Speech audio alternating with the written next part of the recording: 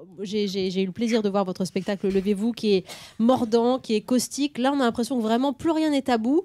Et en plus, ça vous amuse de jouer la provoque et d'emmener dans ce délire les spectateurs qui sont, par exemple, au premier rang, avec lequel vous jouez avec encore plus d'aisance et plus de facilité. Ça, on a l'impression que ça y est, tout est permis. Bah, il n'y a pas de calcul de ma part. En tout cas, je fais un spectacle qui me ressemble et les plaisanteries ou les thèmes en tout cas que j'aborde pendant le spectacle, ce sont les mêmes que j'aborde avec mes potes de tous les jours.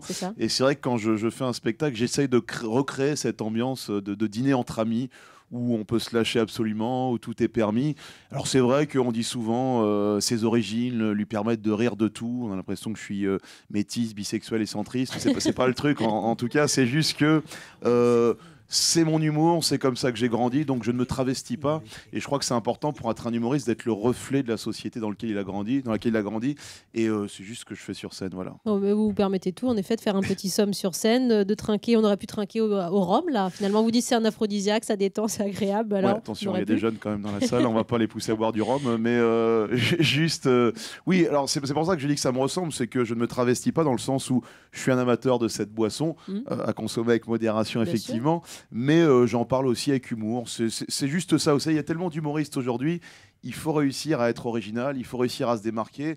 Et la meilleure façon, c'est parler de l'intime, de parler de soi. Et le spectacle est génial. J'ai quelques petites phrases comme ça, mais on va les immiscer et les instiller dans cette interview. C'est pas les Japonais que j'aime pas, c'est les sushis. Voilà ce que vous dites, par exemple. Et puis Hollande. Hollande.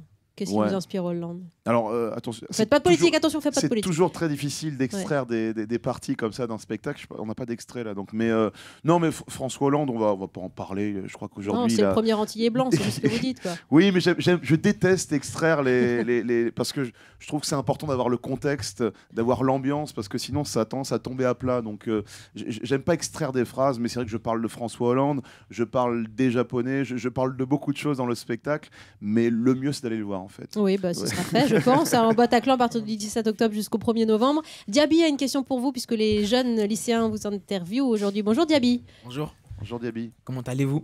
Et toi-même? Ah bah ça va. Ça va, ouais. Une entrée en matière est nécessaire, donc. Très bonne question. Hein. Diaby, vas-y. Pourquoi aimez-vous tant montrer vos fesses dans vos films?